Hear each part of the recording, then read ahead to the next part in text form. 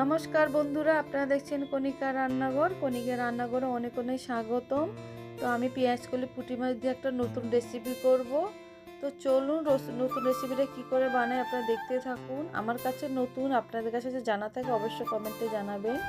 তো আমি এখানে পুঁটি মাছটা ধুয়ে নুন হলুদ মাখিয়ে নিয়েছি, আর এদিকটা আমি পেঁয়াজ কলি কেটে নিয়েছি, যেহেতু পুঁটি মাছ দিয়ে বানাবো আমি পেঁয়াজ কলি পুঁটি মাছ দিয়ে রেসিপি।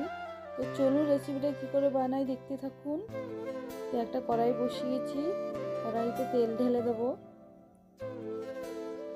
তো তেলটা গরম হয়ে গেছে, এবার পুঁটি মাছটা ভেজে নেব। তো পুঁটি মাছটা ভাজা হয়ে গেছে, উল্টিয়ে দিলাম। তো এবার তুলে নিলাম। হাফ চা চামচ কালো জিরে, দুটো কাঁচা লঙ্কা, কেটে রাখা টমেটোটা এবার তেলের ভিতরে দিয়ে দেবো। দিয়ে একটু তেলের সঙ্গে নেড়ে নেব।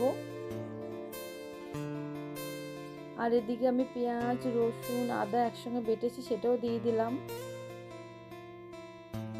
টমেটোর সঙ্গে ভালো করে নেড়ে কাঁচা গন্ধটা একটু যাওয়া পর্যন্ত নেড়ে নেব।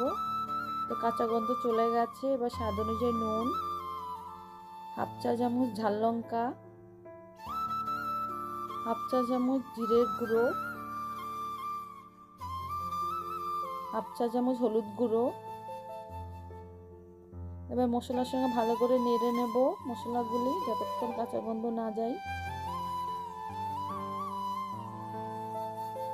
তো মশলাটা কষানো হয়ে গেছে, এবার কেটে রাখা পেঁয়াজ কলিটা এবার দিয়ে দেব। দিয়ে মশলার সঙ্গে আবার ভালো করে নেড়ে নেব পেঁয়াজ কলিটা।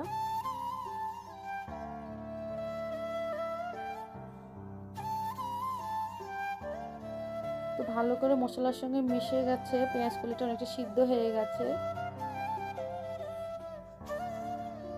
দেখতে পাচ্ছেন কালারটা কত সুন্দর হয়েছে এখনই। তো এবার আমি জল ঢেলে দেবো। আর এখানে বেশি জল দেবে না, অল্প জলেই দেবেন, আমি অল্প জলেই দিয়েছি।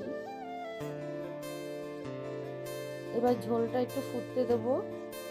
ঝোলটা ফুটে গেছে, ভেজে রাখা পুঁটি মাছটা ঢেলে দেবো, দিয়ে ভালো করে নেড়ে দেবো। তো পেঁয়াজ কলি পুঁটি মাছ দিয়ে কে রেসিপি খেয়েছেন অবশ্যই কমেন্টে জানাবেন। আমার রান্নাটা হয়ে গেছে। তো আমি উপর দিয়ে একটু ধনেপাতা দিয়ে দেবো। ধনেপাতা খেলে দেবেন, নালে দেবেন না। তো আমার রান্না হয়ে গেছে, এবার আমি নামিয়ে দেবো। তো আমার পেঁয়াজ কলি দিয়ে পুঁটি মাছের রেসিপিটা কেমন হয়েছে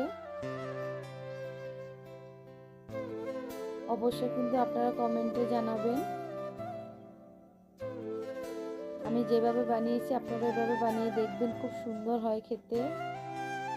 তো ভিডিওটা ভালো লাগলে রান্নার অবশ্যই কমেন্ট করে জানাবেন, লাইক শেয়ার কমেন্ট করে দেবেন। আবার নেক্সট কোনো ভিডিও নিয়ে আসবো। আজকের মতো নমস্কার, বাই বাই।